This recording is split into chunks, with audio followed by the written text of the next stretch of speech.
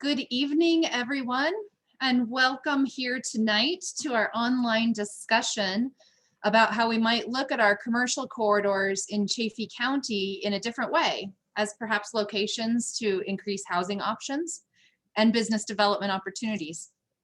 My name is Becky Gray, and I serve Chaffee County as the Director of Housing. And this evening, I get the pleasure of being one of your hosts. You have joined an event that is a continuation of the Housing and Health Speaker Series, which has been occurring over the past year and a half now. This speaker series has been full of guests who are helping us understand how our local land use policies and systems and housing affordability are interrelated.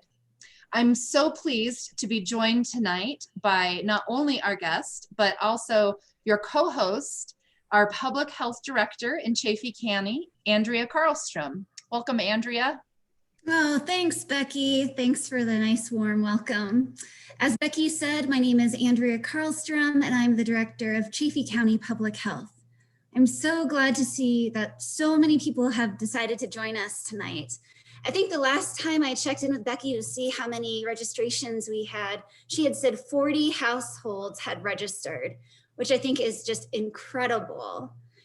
The Housing and Health Speaker Series is funded through the Colorado Public Health and Environment's Office of Health Equity's Health Disparities Grant Program. It's being administered jointly by the Office of Housing and the Public Health Department here in Chaffee County. There are so many connections between housing stability and the health of our community.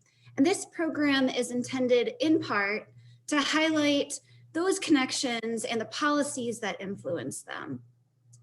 The team of people that we have had working on the Housing and Health Initiative our team is remarkable. And so I would like to extend a public thank you to Miss Becky Gray and to Lisa Martin, Heather Gorby, and Dale Schumacher, who've really made up the Housing and Health team and have been instrumental in the execution of these events. So my gratitude is extended to our amazing team. If you have not yet checked out the Housing and Health website, please do. Bookmark it, make it your favorite. You'll find recordings of past speaker series events, links to upcoming events, video stories of Chaffee County residents and their experience with housing insecurity, a Housing 101 booklet full of definitions, and information on advocacy efforts on how you can participate. The website URL is www.housinghealthchaffee.org. That's www.housinghealthchaffee.org. We are once again grateful to have this Zoom platform to host tonight's presentation and discussion. If you have been lucky enough to avoid Zoom throughout this pandemic, I'd like to talk to you if you have been lucky enough. However, welcome to Zoom. I'd like to highlight a few features that we will be using tonight. So as audience members, so that is all of you, you are all muted. This simply means that we can't hear you if you're speaking. So please keep that in mind. There will also be a question and answer feature on Zoom. It says Q&A. So if you have questions either now or during the presentation, you can ask them by clicking the Q&A on the bottom of your screen, type in your message and hit enter, and that question will go directly to Becky. Once our panelist has finished his presentation, Becky will ask the questions on your behalf. So jump on in this discussion and ask away. That's what that is meant for. We hope that you do have some fantastic questions for Patrick to answer. And with that, I will turn it back over to Becky. Thank you and have a wonderful evening. Thank you so much, Andrea. I really appreciate you being here and orienting the folks who are with us tonight who haven't participated before on how to ask those questions. Another feature we're going to use tonight is polling. Part of the grant that Andrea and I are executing is evaluating how much our community is growing in terms of educational capacity around these topics, and also how important these topics are to our community members. So I'm going to go ahead and launch the first poll. And so you all should be able to see some questions on your screen. Go ahead and start answering the questions while I continue letting you know about the results of this poll. The answers are anonymous, but they will help us meet our grant reporting requirements, and they will inform policy recommendations and planning efforts going forward in Chaffee County and the 3 municipalities within Chaffee County. In appreciation of your participation, both just in the event in general, but also in the poll, you are eligible to receive a Chaffee County Discovery Pass, which if you have not used one yet, you will get discounts on many, many wonderful things, eats, drinks, shops, adventures here in our county with a savings of close to $800. So you should have received an email already that contained a code for that pass. And if you have yet to do so, feel free to reach out to me at bgray@chaffeecounty.org .com, and I will make sure you get a code for your Discovery Pass. So the fun thing about Zoom is I'm able to see that 39% of our participants have completed their voting. So I'm just going to give it a few more moments while we collect the data that's going to help us with our grant requirements and our policy recommendations.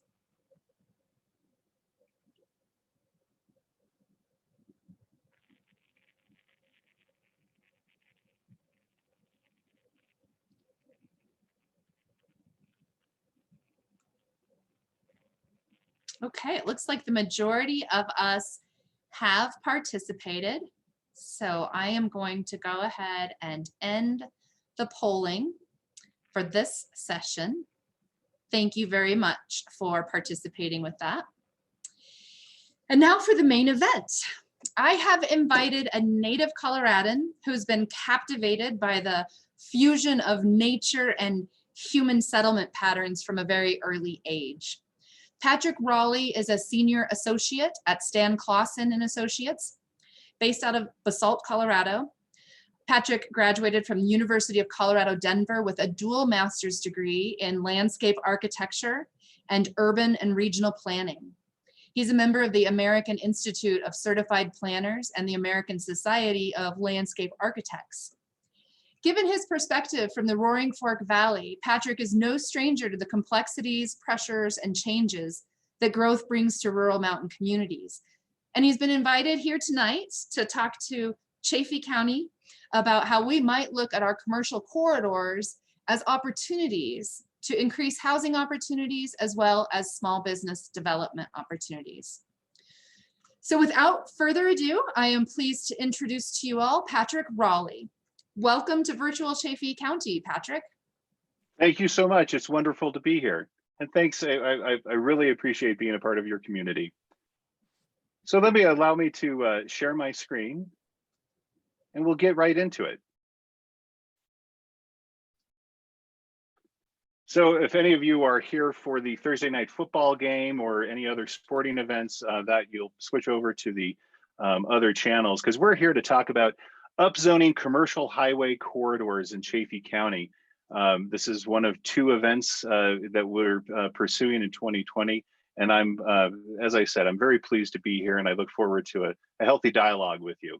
So to begin off, the image that you have in front of you, everybody will recognize it's a commercial corridor in Chaffee County. This one happens to be outside of Poncha Springs, the gateway to Poncha Pass. So we're all here, so let's hope we learn something about this. Just one moment, thank you. Let's hope we learn something. I mean, it's 5:45, 5:40 in the evening. We should all be kicking our feet up with a cool drink and getting ready for dinner, but you guys are here, you're committed to learn something about your community, and for that you should be commended. So let's hope you walk away with something from this experience. What I want you to think about after we leave is understanding these strategies, the benefits, the pitfalls, and alternatives for highway commercial areas, what I'm going to call the strip, okay, the dreaded strip. I want us to look at how greater density in the reimagined highway commercial, what I'll call the node, creates interest, and provides additional housing options, which supports other mixed use development. I'm going to talk about some of these terms, so we'll get into it, and you can also understand some of the lingua that we use as planners. I want you to realize the need for a strong public-private cooperation, and there's going to be a test. As with everything, it's your life and it's the future of your community, and I think you'll all do great. So, who is this guy that's talking to you right now? Well, as Becky said, I'm a senior associate at Stan Clauson Associates. We're actually based in Aspen. I'm not that Aspen. I do live in Basalt, so I really consider myself a Roaring Fork resident rather than of Aspen. I just work there. And as Becky also provided, I'm an AICP planner. I'm a member of the ASLA, the American Society of Landscape Architects, and the American Planning Association. Those are acronyms that you'll likely see when you encounter consultants and professionals that come and work with you in the community. I went to the University of Colorado at Denver for those degrees, again, as Becky pointed out. Generally, what I do normally, in addition to things like this, is I assist private and public sector clients in land use, entitlements, that's getting approvals for various projects. I work on visioning, dreaming of the future, what can things look like? And really one of my passions is design as a landscape architect. Many people probably don't know what a landscape architect does, whereas vertical architects design the building, I design on the horizontal. So it's really a nice marriage between planning and landscape architecture, because we're dealing with a lot of the similar topics. I am a native of Colorado. I'm a committed Broncos, Rockies, Nuggets fan. Send your condolences. And I also have summited all collegiate range peaks, so I got that going for me. And that's a picture of me on a recent fishing expedition with my kids, holding one of many monster fish that I regularly catch. So we'll go through this pretty quickly, but just to get your feet wet on some of the glossary of terms, let's talk about these. What's a capital improvement? Everybody probably has heard this, but exactly what is it? Well, it's a physical asset constructed or purchased to provide, improve, or replace a public facility which is large in scale and high in cost. I want you to think about sewers and water mains and electrical infrastructure, streetways, things like that. What's a corridor? Well, there's many different types of corridors. In this context, we're talking about an area of land along a linear transportation route where a variety of land uses are pursued. We're all familiar with them. We drive through them frequently, but you blink, you might miss them. What's density? Well, density is the dwelling units divided by the total project area. And it's generally, you say, something that has a low density is maybe 2 DUs per acre. That's kind of a single family type land use. Whereas you go to multifamily, you may have 15, 20 DUs per acre, much greater intensity, density of use. I'll talk about frontages in this presentation, and there's two types of those. There's the public, which is the sidewalks, the parkways, the landscaping, and the parking areas. And the private is where the private land meets that public frontage. And that's the ground floor of the building facades, and also the setback areas. The interplay between the two frontages is very key when discussing corridors and nodes. I'm going to mention something about form-based zoning. And as opposed to traditional zoning, which is termed Euclidean zoning from not the Greek who talked about geometry, but of Euclid, Pennsylvania, where areas of a town were divided up to uses. So you had the industrial zone district, the residential zone district. Form-based zoning is an alternative to that, where the community establishes the zones of the building type and allows building owners to determine the use. So in that way, the community really has a wonderful ability to direct development and also to direct what it looks like. Intensity will be a topic, or will be a word that I use frequently. And that is, it's something that goes hand in hand with density, which I discussed on the previous slide. And that's really the degree to which, and intensity is the degree to which land is occupied, or the density of the development. It's how much stuff you can put on a particular parcel of land. I'll also talk about greenfields. I'm sure many of us have heard that, but greenfield is farmland, ranch land, or undeveloped areas where, there is no development. The opposite of that is a brownfield. Everybody wants to preserve greenfields. Greenfields are integral to the rural character of our county, and that's something that always comes up in community wish lists, is we want to preserve that rural character. So what the corridor does is utilizes brownfield, previously developed parcels of land for greater density and greater intensity of development. I'll talk about mixed use zoning, mixed use development, and that's a notion where a project integrates a variety of land uses. So you're going to have residential, office, commercial, and service all together rather than it being divided up. You get a lot of synergy and activity when you instigate mixed use development. I'm also going to talk about multimodal transportation. So that's transportation that uses various types of modes of transportation. You're bringing walking, biking, public transit, and the private vehicle all together and try to make them work and build off of each other in a positive manner. We'll talk about site coverage, which is the portion of the site that is occupied development. That's pretty self-explanatory. We've touched already on public-private partnerships where the government and the business sector are working collaboratively together to provide something for the community. And finally, the overall arching concept of this presentation is upzoning. And that's the changing the zoning designation of an area to so-called less restrictive uses, or basically you can just say it's allowing higher densities. It's creating more activity in a particular area.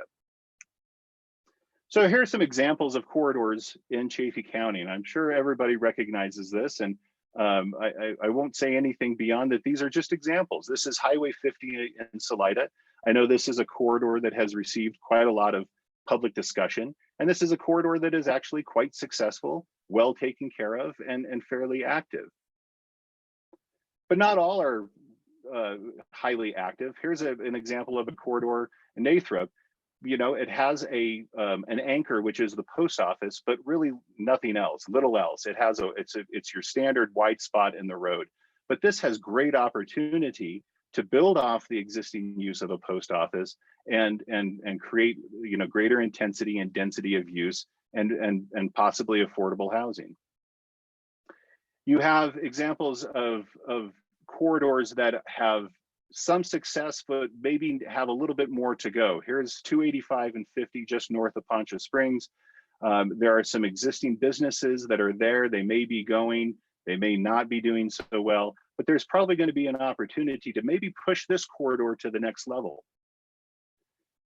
Then you have Johnson Village, which is a well-known south of BV. This is an example of a corridor that has seen some development, some work. You can see a sidewalk on the right-hand side and some landscaping. And you have generally businesses that are going interest. But I do also know that there are some shop fronts in here that are vacant and could benefit from some additional development. So this is a corridor that is a little bit farther along, but really might just be ready to go for the next level. And then finally, another example that I want to show is an example of a historic corridor. And granted, this is north of BV, close to where I turn off to go over Independence Pass when I'm over in your neck of the woods. And this is kind of a historic corridor. You see those lovely buildings that are traditional low-slung commercial buildings, but they have so much character and there's so much potential there for additional development. Not saying that this one is something that needs to be redeveloped. It's just, again, simply an example of a corridor.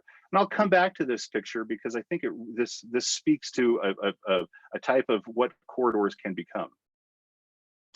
So let's give a little bit of a history of the Strip. The shopping, office, public venues, governmental offices, all of those things were historically located in the downtown, or what we called in town. That's just the way that society worked. If you had to go to the attorney's office, you went downtown.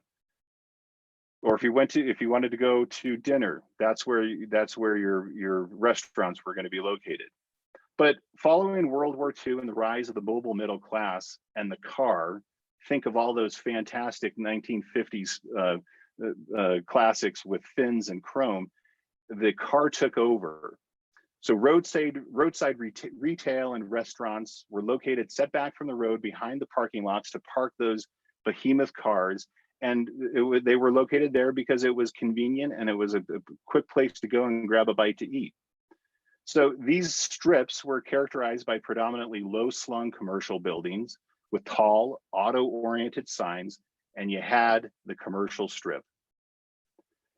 So here's an example of Googie architecture. It's one of my favorites. I love it. I think it's so evocative. But if all strip could look like this, well, we might be having a different conversation. Unfortunately, it doesn't look like this, and it looks more like this. And this is a large town in the 70s, but you can see you just have a complete inundation of signs, street lights, traffic signals, cars. Not a pedestrian to be seen. It's not a very inviting place to spend any time. And it actually probably marred an otherwise pretty vista of the mountains beyond. The strip was really an outgrowth of a modification of the tax code in the 50s, which made construction very cheap and with very little incentive to maintain it.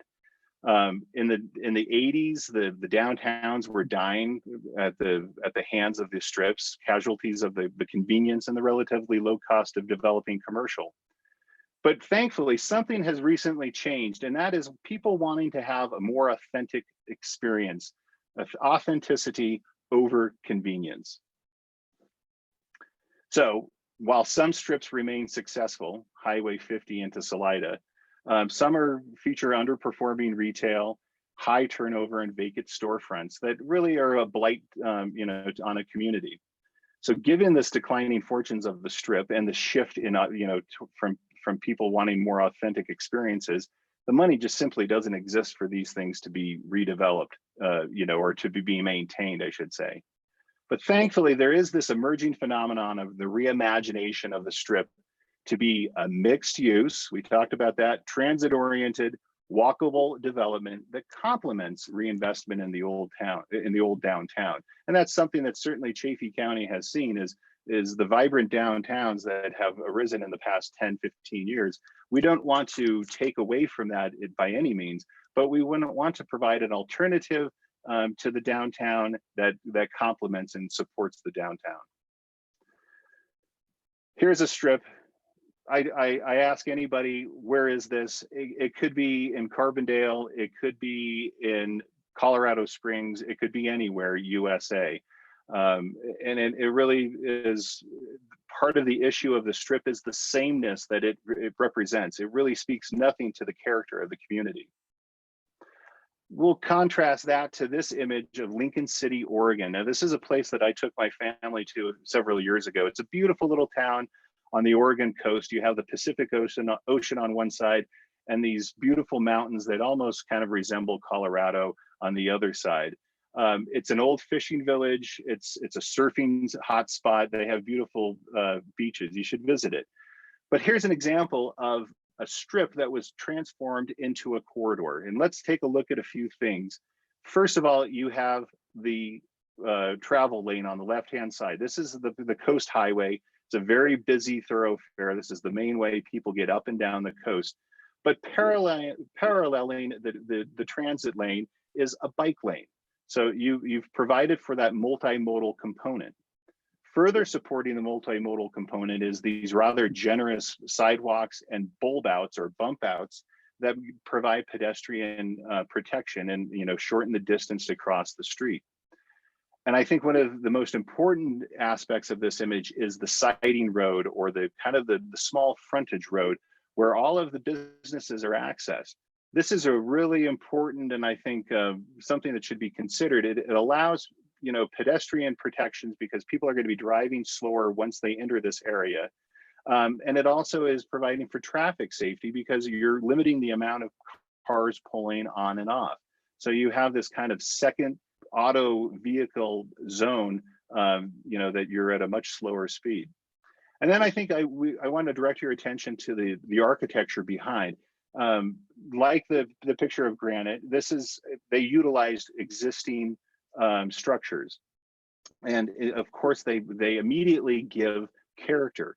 But they didn't just reuse the existing structures. They've also made improvements to them, and have tasteful signs. They probably have a sign code that is directing how they can advertise their business.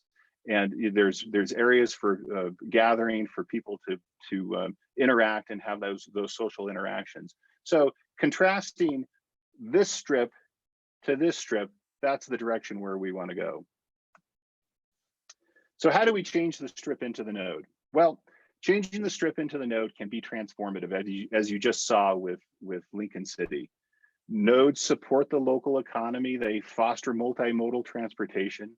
They conserve energy and natural resources by reutilizing existing buildings and focusing infrastructure into already built up areas. And they help direct development away from the greenfields, that rural character that we all want to maintain. And as true mixed-use centers of activity, nodes provide locations for retail and office space. They provide areas for transit stops, a natural place for a transit stop. They provide workforce housing and create character for the community. Here's another one of my favorite corridors that has been converted. Ridgeway, Colorado, on the way to Telluride or Ouray. If you're going to Silverton, you often will pass through here. Ridgeway has really been wonderful. They've put a lot of money into their town. There is a central district, a central part of town where the theater is located, for instance, that functions more as the heart of town. And this is actually on the outskirts to the west of town as you're pulling out. And I think it's a great representation of what can happen along a corridor. On the right side, you still have the low slung kind of traditional commercial buildings that you might see. But on the left side, something has definitely happened. You have buildings that are taller. You have maybe some infill opportunities where new development has come in. You see an attractive landscaping strip with some great separation that provides that buffer between the roadway and the development. And they've also provided some really nice pedestrian amenities. You can see the detectable warning strip in the lower left-hand corner, leading to a generous sidewalk that has beautiful street lights, areas to park your bike, and lighting. So this is kind of an example of how the corridor can morph into creating that greater intensity of use, that greater interest, and creating that community. So attracting development and demand requires deliberate actions. These are not things that happen overnight. As you just saw in the previous image, it happens on one side of the street, maybe not yet on the other. So you have to be patient and allow these things to be planned and to roll out in a deliberate fashion. Local government is the key.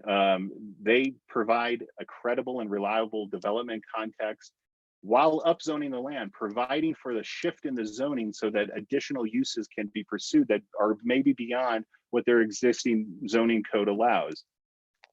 But private partnerships are integral to success. You need somebody to actually, do the work, and yes, they will benefit because they're, looking for the profit, but they're the ones who are going to be actually carrying the vision forward. So therefore, you need that public-private partnership. So what kind of questions should you ask when you're thinking about changing a strip to a node? Well, what do we want the node to look like? Do we want it to have tall buildings? Do we want it to have a lot of landscaping? Do we want, sidewalks? Do we want that siding street that can be very effective in, track control and pedestrian safety?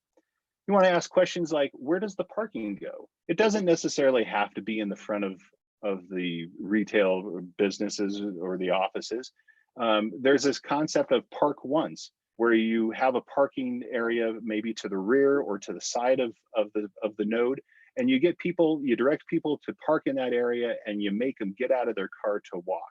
That allows people to linger longer and to have those social interactions. Can you create height and intensity? Maybe not all sites are ripe for greater height and intensity. Maybe you have views that you want to maintain. Maybe you have other features that just simply won't support that. So you want to look critically at this site and say, how much can we realistically put there? Next question is, what are the needs in my community? We always need affordable housing. That's a standard, but are there other uses that we can institute that complement? Maybe there's 6 pizza joints 2 miles down the road, but there are no natural grocers or convenience stores for people to pick something up. So take a look at what's needed in your community. And are there amenities that we can include to make the node more fun? As I said, that's this idea of stickiness, getting people out, having more time to linger at a node is important. So do we want to put in public art? Do we have a small tot lot, a small playground for young children to play at with a park bench so people can interact? And how can we incorporate multimodal transportation? Where is the transit line? What do we need to do to get the transit line here? Are there other, is there room for a bike lane? Can we do wider sidewalks? Where do those sidewalks go? Do they connect to anything? So think about multimodal transportation. And then finally, this is for Becky, how do we incorporate housing? But housing is so important in many different ways because the goal is to get activity into the node. And when you have housing there, you have 24/7 activity. And that also creates for an element of safety because you have those eyes on the street. So housing is very important. When you're looking for nodes to redevelop, I would suggest you go and you look for crossroad locations. Consider the existing road network, look at the traffic patterns and the traffic counts. Do you have a situation like we do here in the Roaring Fork Valley on Highway 82, where traffic is so heavy in the morning going up to Aspen, and then it's so heavy in the afternoon leading down valley away from Aspen? So how can you capitalize on those traffic movements to make the node successful? Next thing I would suggest you look at is there a possibility for reinvestment on adjacent lands? This is a forward-thinking concept. Is once we get the node going and you create a critical mass, is there going to be an opportunity for somebody to come in at a later date and further push the redevelopment of the node along? So and all of this is going to require you getting familiar with economic and market analysis. No, I don't think you should all go out and try to learn this on your own. It's Greek to me, and I work with them all the time. But you can talk to consultants who do this that can explain things in a nice way. But it's going to be critical to understand the current population and the future growth patterns to anticipate where you're going to put the node. Here's another example of a corridor, a highway strip that has been turned into a node. This is in my hometown of Basalt, Colorado. Basalt Mountain is in the back, and actually this is where the Lake Christine happened. It tickled not too far away from where this redevelopment has occurred. But you can see it's a rather intense, multifamily, affordable housing project. We're looking at 4 stories, and it's kind of a unique background story that this what at one time was planned to be a hotel or a motel, that kind of traditional strip use.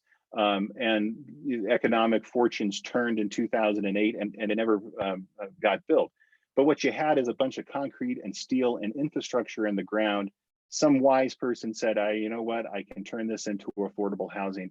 And this has recently opened and it has been wildly successful. All of the units are occupied. And I can tell from the condition of the balconies with plants and people sitting outside and the children running around, people love living there. But look at it in the foreground, you have a picture of the RAFTA. That's the Roaring Fork Transit Authority. That's indicating that there's a park and ride nearby. So they located this affordable housing at a crossroads where a lot of people can come and have access to transit.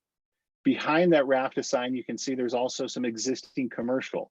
That's Stubby's Bar. We affectionately call that Club Stub. But there's also some other retail and office uses in there and some residential. So you had something going on that we just built on with greater intensity and density of use. And I can also say that to the left, which is Up Valley, there's a new office, light industrial, mixed use development that has been completed. It's really quite nice. So this is an example of a corridor that is really coming together nicely. So what will make the node work?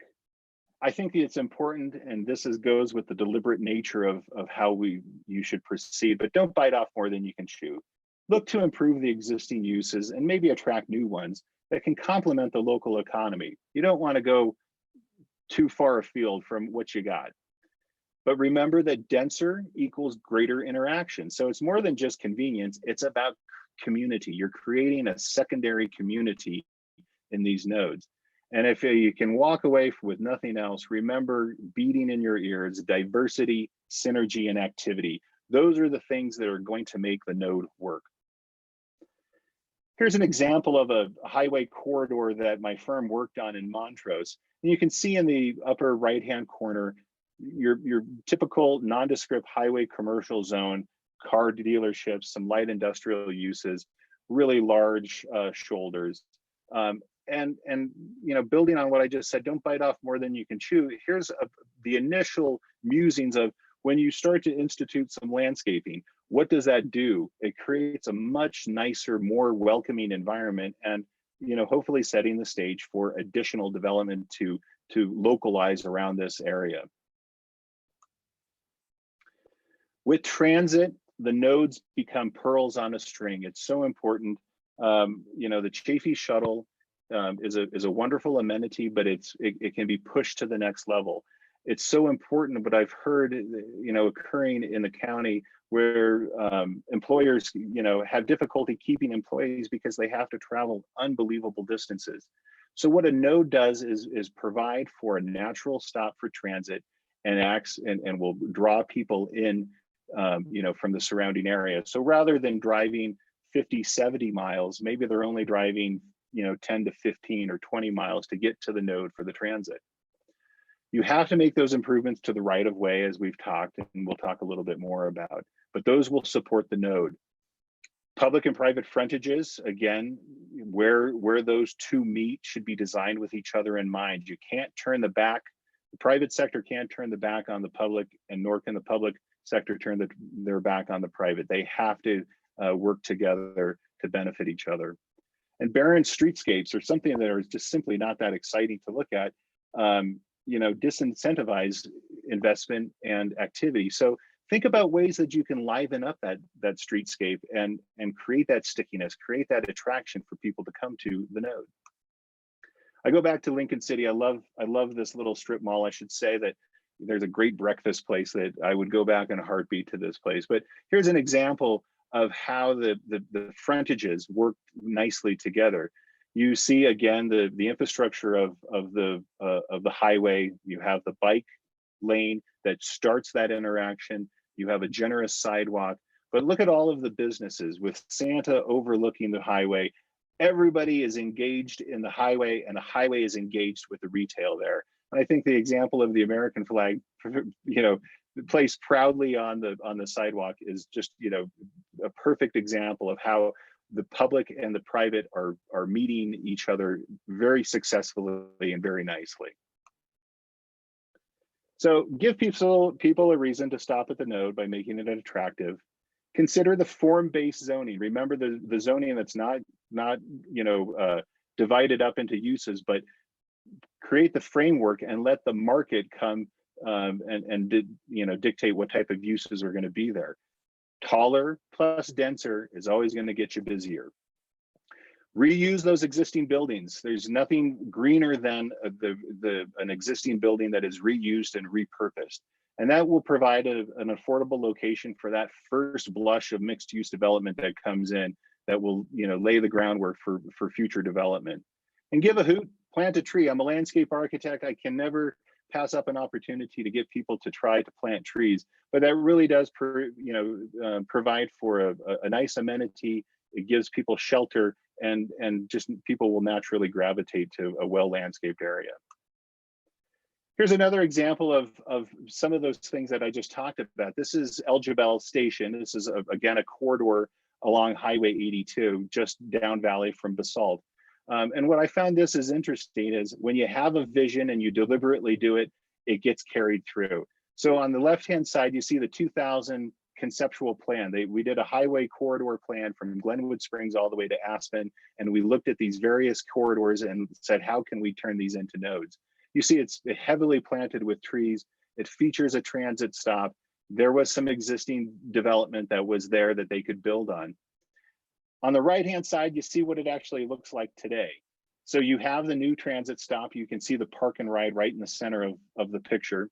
There's a pedestrian underpass that links the two sides together.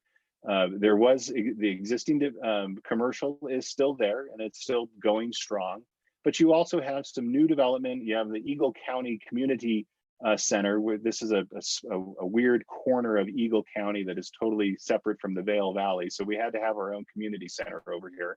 And that's located right off of a really large regional park called Crown Mountain Park, which is a wonderful recreational community for people to use.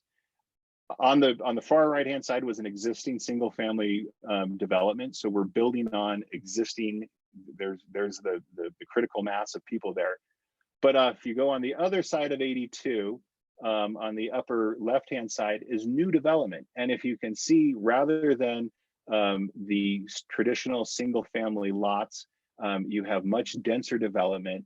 And I can tell you that it's called Shadow Rock. It's wildly successful and it's expanded. You can see additional road that this image hasn't captured the new development. So this is how visioning and a deliberate process can be carried through to something that's very successful. And it's creating an identity for the El Jebel area, which as before was really known as just the wide spot. So don't forget the mixed use, ground level retail, food service and entertainment. Office and residential on the upper floors, require greater lot coverage, require smaller setbacks, and consider the park once idea that I've talked about. That's all mixed use, and it's critical for a node to work.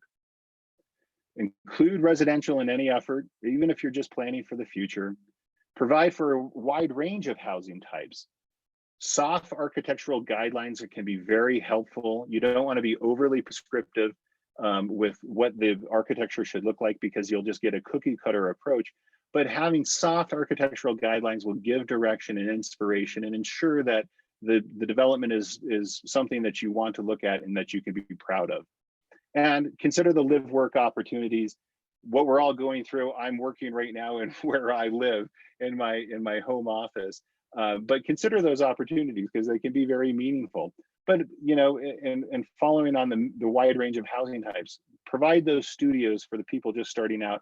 But don't forget the families. The multi-bedroom units are critical, and something that I find that's often overlooked in affordable housing projects is the 3 and even 4 bedroom units, so a young family can come in and benefit from that affordable housing. Single family will come along in its due course if it's going to be supportable and if it's going to be desired by the community. So here's an example, again in Basalt, Colorado, adjacent to the Basalt Park and Ride. This is a new project that's just coming online, and I think it's you can say what you will about the architecture. Everybody has a different opinion about it, but it's not over the top, nor is it something that is a background building. It certainly makes a statement. You can see that it features tuck under parking, but because it's a transit-oriented development, so close to a park and ride and the transit line that goes up valley and down valley, people probably generally won't be using their car too much.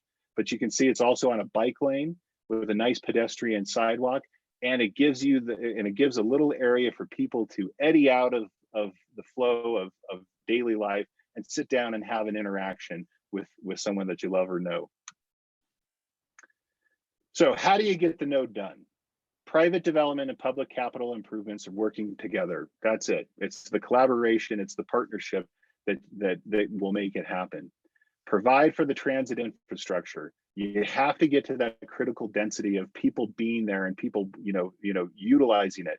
It'll foster commercial development. It'll support the affordable housing that you put there. Get to know your local planners, architects, civil engineers, and public officials. I know them a lot. Take them out for coffee. They probably need it. They need a friend to talk to. But more importantly, you're going to hear what they have to say, some of the things that their other projects that they're working on, and their education that they have. Get to know them, get to love them, because it's going to take a multidisciplinary approach of these people working together with the community. And really, it goes without saying, but the community's voice must be heard. When you're working with consultants, you have to ensure that they have a really robust public outreach, that where, you know, there's opportunity to hear feedback, and also to gain education. Take the time for education. This is a two-way street. It's both for residents and for the consultants. Again, the deliberate approach is listen to people. Sit down and talk about design. Look at images, make models. You know, what we want to get away is people say, oh, well, a node is just going to become the same highway corridor. Well, no, it's not. If you put the proper effort into it and you look at it, it's going to be something that's going to be really exciting for people. So take that time to look at the models, and rely on your consultants to provide really strong graphic representations or other ways to help people explore and understand what it can all be about. Well, once you gain that understanding, a lot of the fears or misconceptions can probably be dispelled pretty quickly. And what if strip commercial is actually working? It does happen, and it's completely fine. It's great to bring the stakeholders together, and you may find out that, hey, there are some things that a commercial strip operator does that I can learn from that will help support our commercial that we want to institute. And the commercial strip operator may say, boy, that is a really interesting notion. I have some land that can have some additional residential development. Maybe I'll start to institute that. So I think we can learn from each other. And be flexible and craft a compromise. It's true with life as it is with planning and nodes and everything else. Don't be like these people around the table. At last, we've reached a consensus. There's nothing we can agree upon. That's no way to do it. You can craft the compromise. It's not a capitulation. It's not a giving up. It's working on that of how you can come together and find the synergies that are necessary. So in conclusion, let's consider some of the benefits again of the node, going back over the stuff that we've just talked about. It provides great locations for workforce housing. It supports expanded transit and can close the gap that people need to travel to work and to go to other essential locations. It focuses the development and protects the greenfield, always a community concern, and has the possibility of redefining the character of your community. It creates that gateway and complements the downtown. Rather than just blowing through the white spot on the middle of the road, somebody that's traveling will say, oh, this is an interesting place. Let's stop and explore a little bit more. And they become so involved, they may want to go and spend a little bit more time or spend the night in the downtown area. But you got to remember, be deliberate, plan it out, think about this carefully, engage good consultants that will help you along the way. You got to foster that mixed use development. You know, a variety of things will carry the day. And most importantly, housing. Local government must be a partner, and it's got to provide a predictable path and stable basis for private development to carry out the work. Listen to what people have to say and have fun doing it. We're all in this together. It can be a really fun community building experience to say, let's take this strip and turn it into a node. So I'm going to leave you with these images. First example of a corridor in Chaffee County to a corridor in Lincoln City, Oregon. Can you see it? It can happen, and it really doesn't take too much. So with that, I'm going to stop sharing my screen and hand it back over to Becky.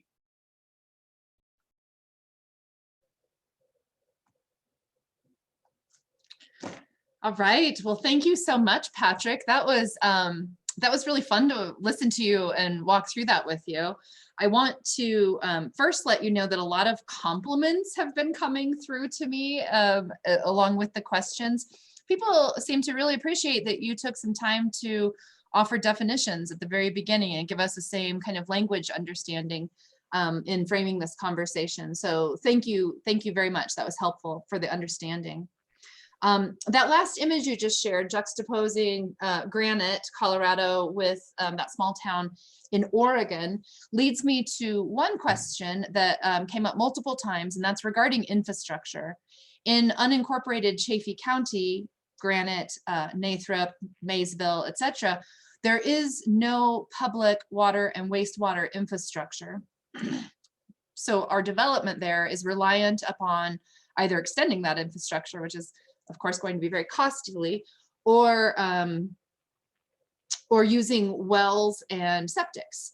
So I'm wondering if you Sure. could speak a little bit to that, and how, if you could offer some suggestions or strategies for overcoming those infrastructure barriers that could still allow us to use those locations to their best ability. Well, that's a really good question. And actually, everybody should understand that one of the best growth directors that a community has is the provision of infrastructure. Where the roads, where the water, where the sewer goes really dictates the areas of growth that could happen. So, you know, part of being critical about that is maybe you look at Granite and say, well, these are issues that may be insurmountable in the near term. So it may not be, you know, an ideal place for that to be located. But there's also, you know, other, you know, tax incremental, there's financing or other financing arms that can be explored, that, you know, kind of you invest in that area and you hope for the later development to, you know, to occur that will then support the investment that the community has made. So, you know, those things are important. And then there's also being this deliberate and being patient. Maybe you need to work within the boundaries of what you have. So if it's limited to well water right now, well, make the most of it. Utilize, you know, efficient water usage, and if septic, you know, you can do it. So it lays the groundwork for, you know, maybe 20 years down the line where there is the money and there is the will to run the infrastructure. So it's very true. Infrastructure is a great director of growth.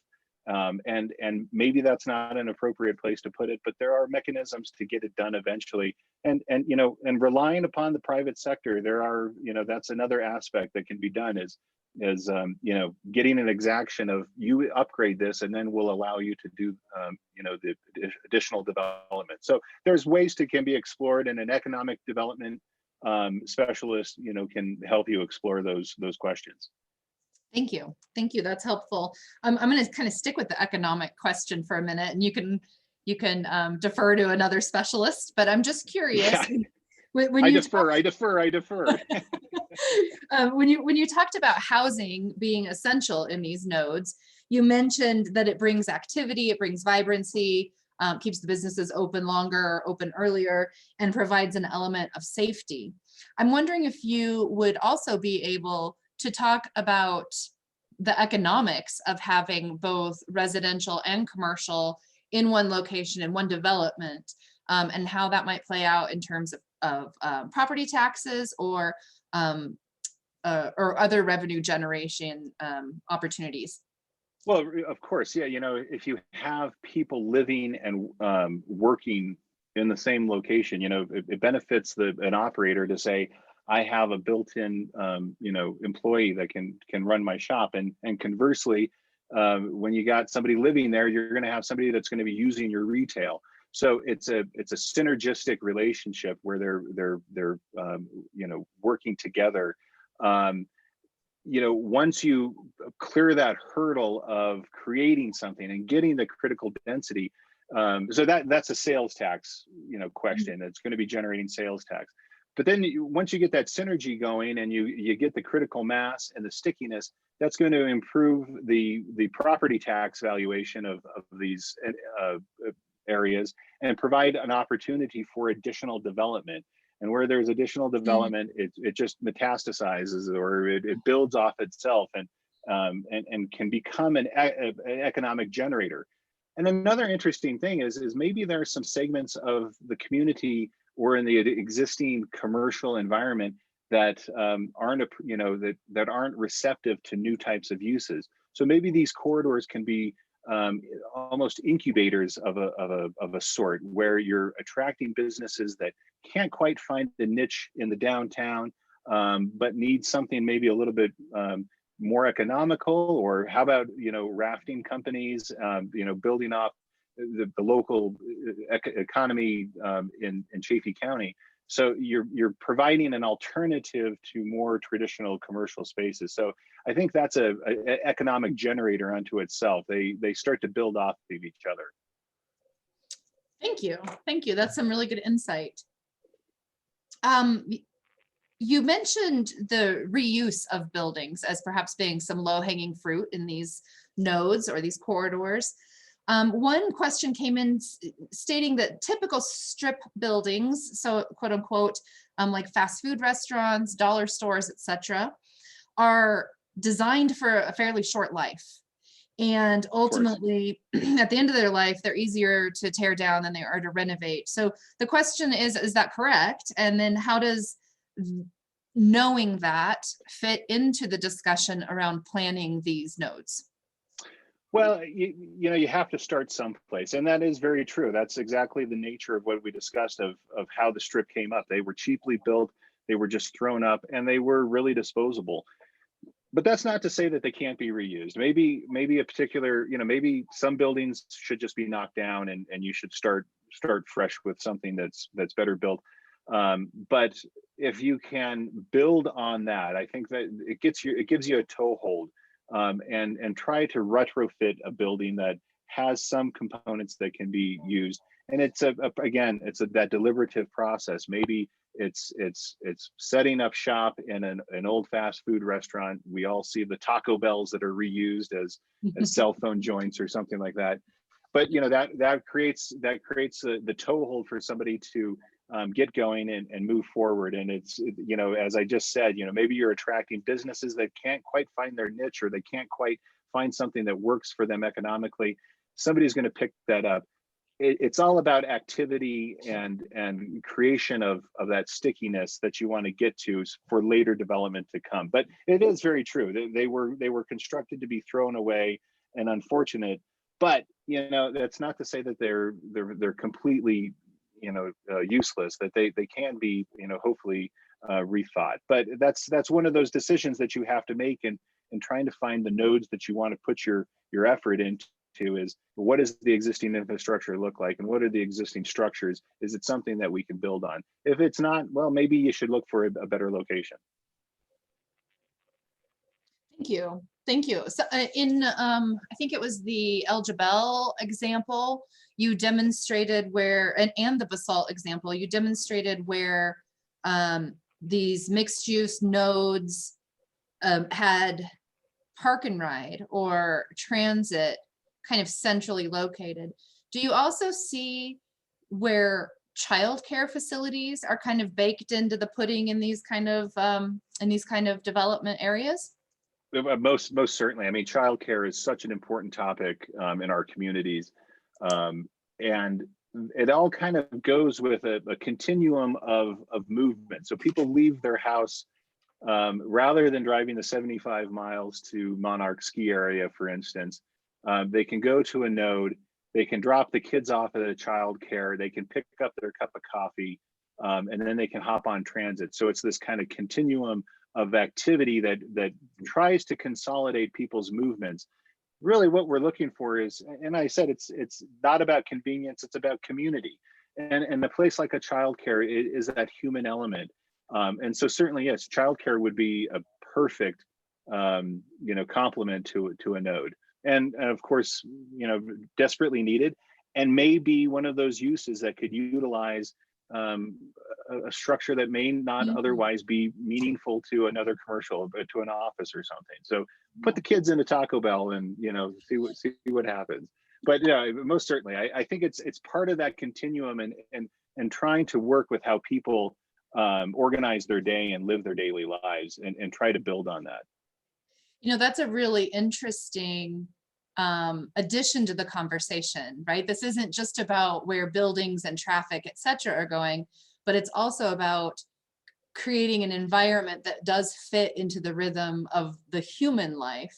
So thank you for bringing that up. And this go ahead. That's what we are as planners and landscape architects. That's what we do, is we create community. I mean, it sometimes can be lost with overly designed concepts or self-serving designs.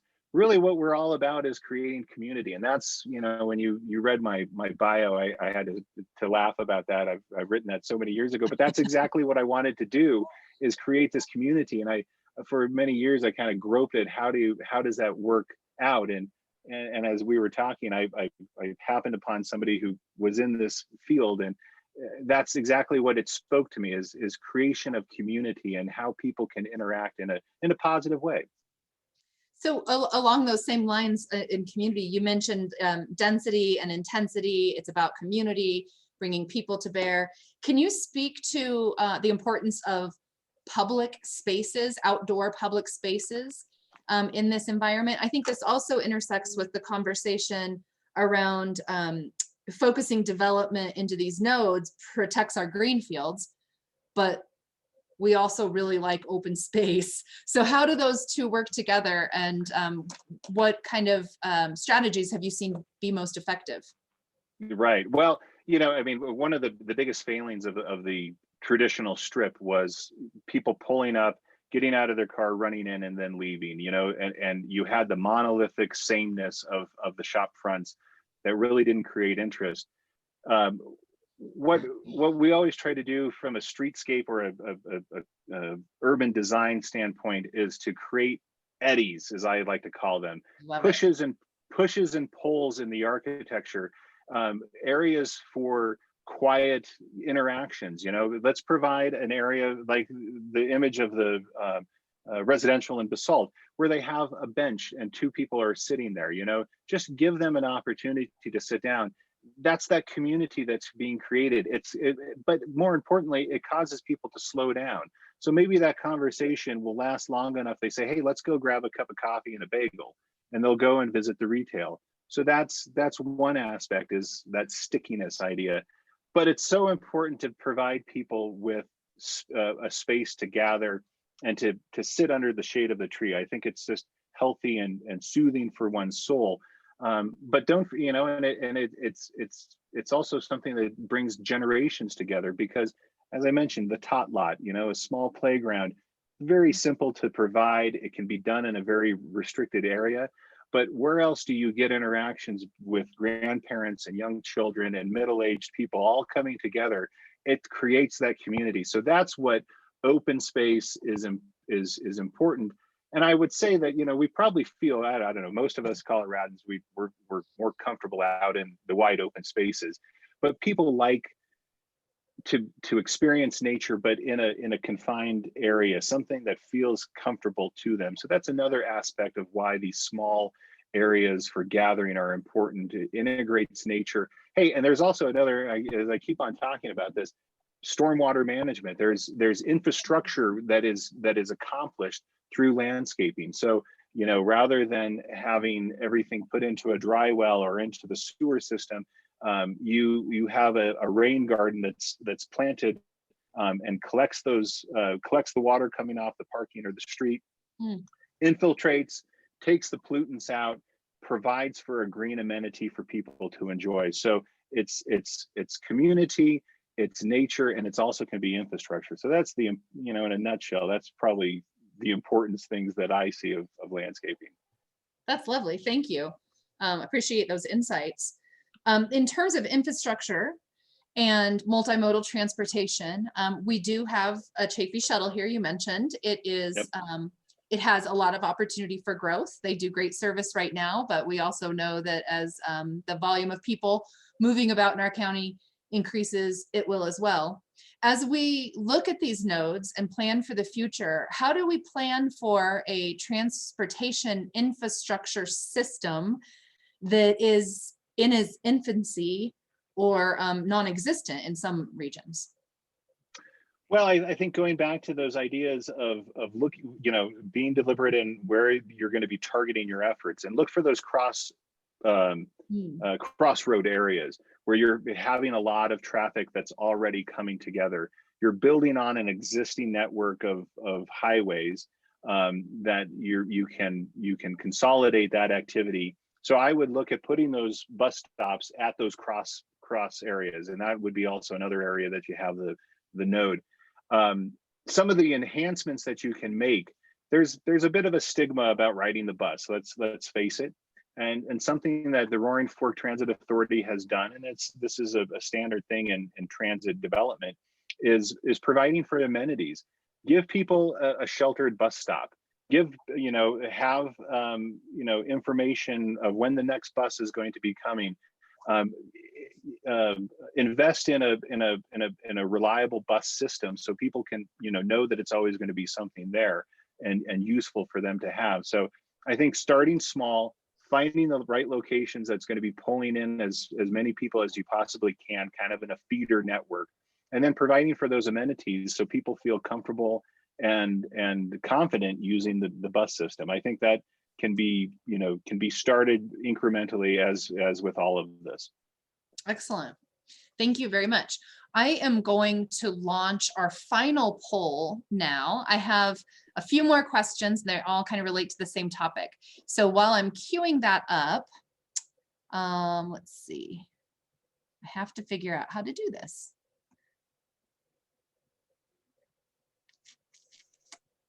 My apologies. Still learning how we go. Okay, so I'm going to launch poll number 2, I thought. It says continue. Well, you know what? I might not launch poll number 2. We're just gonna roll with it and ask the questions, because that looks like where the meat of this conversation is going to be. So what I would like to ask you is about the public-private partnerships that you mentioned several times as being critical to success. So looking at the example of those affordable housing units that you shared in Basalt, the repurposing of a hotel, can you talk about the roles that the public played in that, if there was a role for a housing authority? If you know specifics about the project, like funding or tenant selection criteria, that would be fantastic. And while you're talking, I'll see if I can figure out how to launch the poll. So please don't be shocked. Good luck. I can't help you with launching the poll, but well, the specifics of that particular project are probably a little bit different, but I can talk in Pitkin County. We have the Aspen-Pitkin County Housing Authority. So that is the arm of government that kind of manages the housing inventory. And so how that particular APSHA, as we call it, how that works is you have to become a qualified Pitkin County employee. So that's how they manage who gets into these units. So you have a certain amount of work history of working in the county. You have a certain limitation on how much assets that you have. You basically become qualified. The way that people go about getting into affordable housing is often through a lottery process. And it's, as you can well imagine, the lottery is a very hotly contested competition. And I know some people who go in and they enter the lottery for the first time and they get it. And then there's others that have been there for 15 times and they still can't get into the affordable housing. So that's how APSHA manages it. Where the partnership comes in is it's actually an exaction of new development. So anytime new development occurs, and I was speaking with a client this morning about doing additional development in Basalt, and I said, of course, you're aware that there's going to be affordable housing mitigation. Of course, that's part of that's the cost of doing business up here. But a certain percentage of the new development has to be provided as affordable housing. So if you do X amount of free market, that run through a calculation, you have to provide X amount of affordable housing. And that has been a successful way to create affordable housing in Pitkin County. In the city of Aspen, this was a unique process that is relatively new, and that was the creation of the Affordable Housing Credit Program. So private sector developers can go out and without mitigating existing development, they go ahead and they create affordable housing, and then they can turn around and A, rent out or sell the units, and then B, they can sell the credits to other developers who need to mitigate for their development. So in that way, they capitalized on the market dynamics to create additional affordable housing. And that's been successful. People go out and they do that. It works for the developer. It also works for the Affordable Housing Authority to get additional housing for the workforce. So yeah, I don't know if you have an add-on question to that, but that's how they select how people get into it, and then how new affordable housing is created, both as an exaction and then also as an economic endeavor to make some money. I do have a follow-up question to that. You mentioned it's as an exaction, and I'll be honest, that's the first time I've heard that phrase. So maybe you could offer a definition, and then talk about any inclusionary housing policies that might exist there, or maybe that's one and the same. Yeah, well, no, and an exaction is in exchange for getting a development approval, will ask you to mitigate your additional development. So it's a cost of doing business, and sometimes exactions come in the form of paying for public or for capital infrastructure improvements.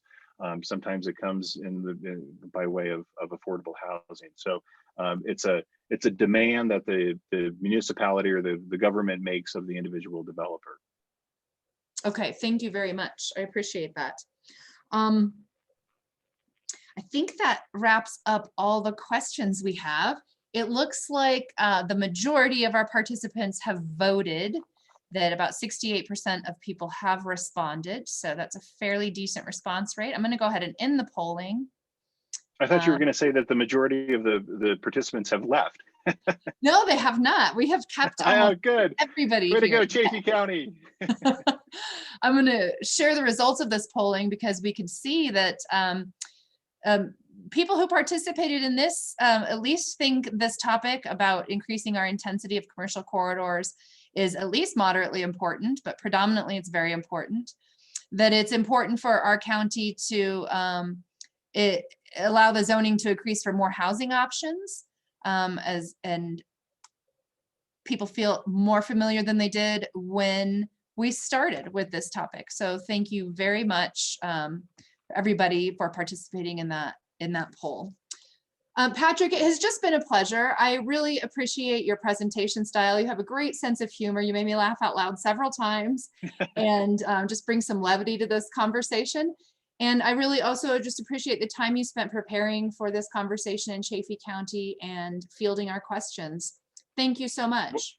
Well, thank you very much. It was my honor, my pleasure to be here. So thank you very much, and good luck in your future endeavors with affordable housing and the redevelopment of the nodes. I think you guys have a wonderful community, and you have so many opportunities. So bright future, and thank you so much. Thanks for saying that, Patrick. I think we all feel the same way. Andrea's thumbs upping from the back. We already have a good thing going on, and if we can continue to manage the growth in these positive waves, we will have a good thing going forward. So I appreciate your contributions to the conversation. Have a good evening, everybody. Take care, everybody. Bye-bye.